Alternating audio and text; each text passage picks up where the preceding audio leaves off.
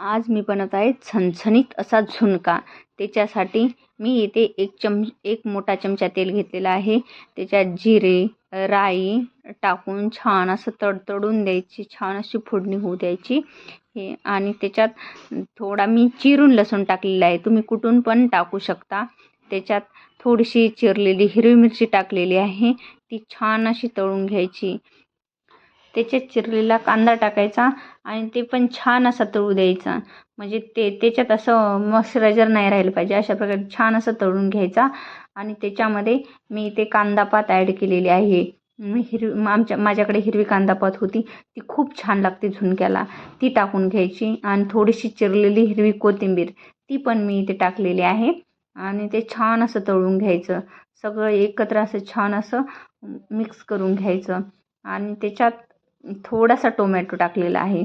जास्त टोमॅटोनं असं पाणी सोडतं, म्हणून मी थोडंसं टोमॅटो इथे ॲड केलेला आहे.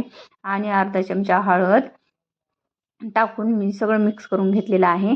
आणि मला इथे झुणका घट्ट असं बनवायचा होता, त्याच्यामुळे मी इथे थोडं पाणी ॲड करून घेतलेलं आहे. म्हणजे अर्धा ग्लास, एक वाटीभर पाणी मी इथे ॲड केलेलं आहे. त्या पाण्याला छान अशी उकळी येऊ द्यायची. आणि बेसन पीठ टाकून छान असं त्याला हटवून घ्यायचं. अशा प्रकारे बघू शकता, मी अशा प्रकारे छान असं हटवून घेत आहे.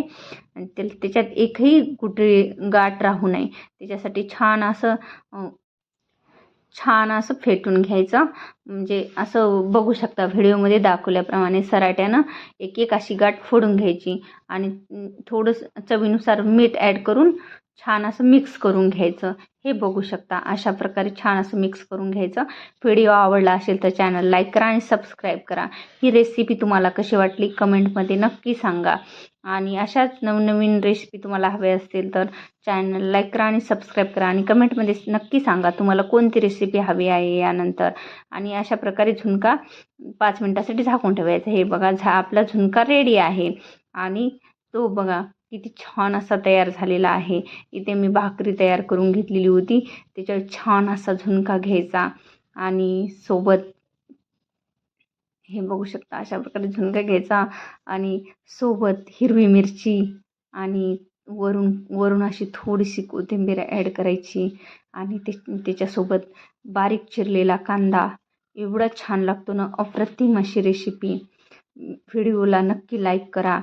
आणि ही रेसिपी तुम्हाला थोडी जरी आवडली असेल तर नक्की कमेंटमध्ये सांगा आणि एक लाईक नक्की करा. थँक्यू.